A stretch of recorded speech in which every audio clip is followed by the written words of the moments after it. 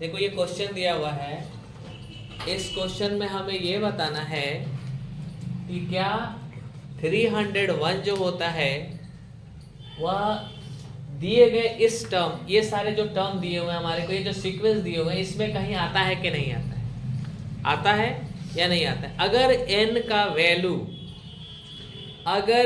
का वैल्यू जो है वह क्या आ जाएगा, एक इंटीजर आ जाएगा, ठीक है ना, पॉजिटिव इंटीजर आ जाता है, तब तो क्या, या एक नेचुरल नंबर आ जाता है, ठीक है, नेचुरल नंबर आ जाता है, तो मेरा 301 एग्जिस्ट करेगा यानी होगा।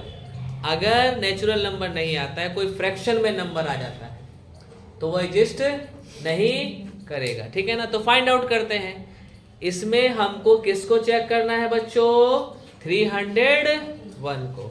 इसीलिए हम क्या करेंगे, सबसे पहले 301 को Tn मानेंगे, क्या मानेंगे, Tn मानेंगे, ओके। चलो देखो, तो हमको चेक करना है कि क्या इस दिए गए सीक्वेंस में या श्रेणी में कहीं भी AP आ रहा है, 301 आता है कि नहीं आता। सपोज किया हमने क्या कि Tn जो है वह किसके बराबर है, 301 के बराबर, किसके बराबर है, 301 के बराबर है, ठीक है। चेक करते हैं हम, ठीक है। तो Tn हमने इसको मान लिया, ओके।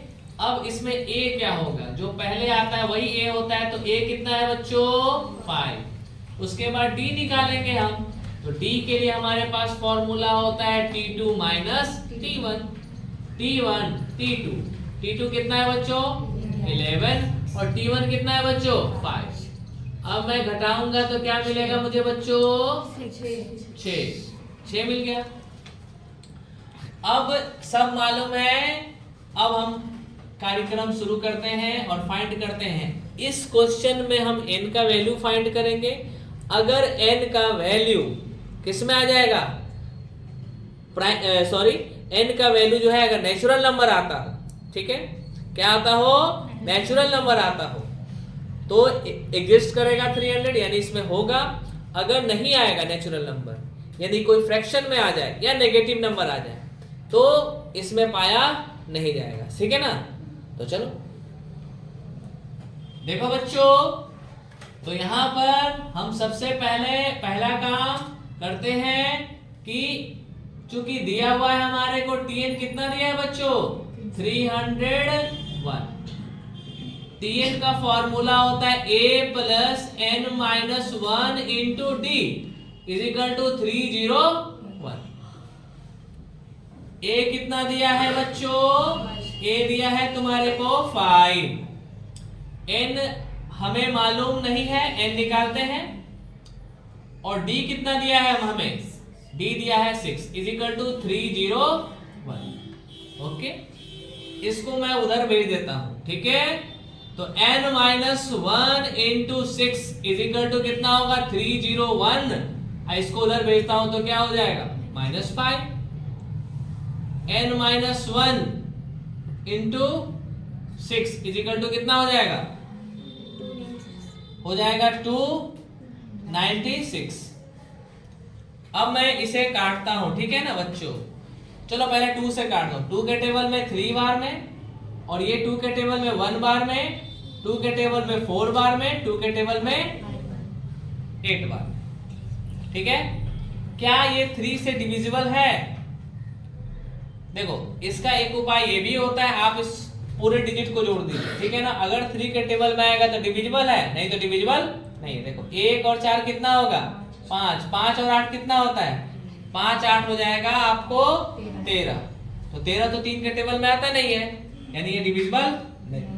तो इसको मल्टीप्लाई करते, नहीं डिविजिबल तो मल्टीप्लाई करेंगे। तो 3n minus 3 is equal to कितना होगा, 148।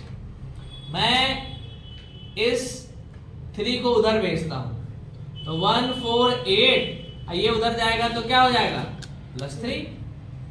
तो 3n इज इक्वल टू कितना हो जाएगा, ऐड करूंगा तो आ जाएगा 151। तो n बराबर कितना हो जाएगा बच्चों, 151/3। तो तुमने देखा क्या कि n जो है वह क्या हो रहा है, नेचुरल नंबर नहीं आ रहा है, ठीक है, या इंटीजर नहीं आ रहा है, ठीक है, इसलिए क्या होगा, पॉजिटिव इंटीजर नहीं आ रहा है, ये एक फ्रैक्शन नंबर आ रहा है। इसका मतलब ये हुआ अगर n फ्रैक्शन नंबर आए तो 301 अगर n पूरा का पूरा वैल्यू आता, पूरा कट जाता है ना, नेचुरल नंबर आता पूरा का पूरा या इंटीजर आता तो मेरा होता, लेकिन यहां पर इंटीजर भी नहीं आ रहा है और पॉजिटिव इंटीजर होता तो, है ना, ये फ्रैक्शन नंबर आ रहा है। इसका मतलब क्या हुआ, यहां लिख देंगे since n is a fractional number,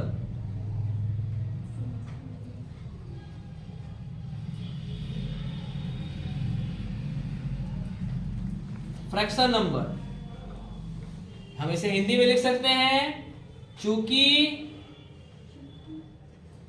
n एक भिन्न संख्या है,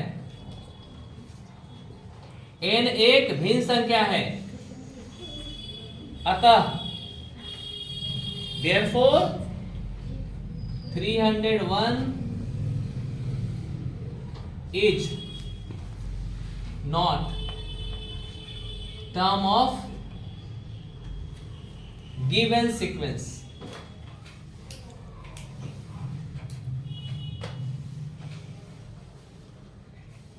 हिंदी में लिखें तो लिखेंगे अतः 301 दिए गए श्रेणी में नहीं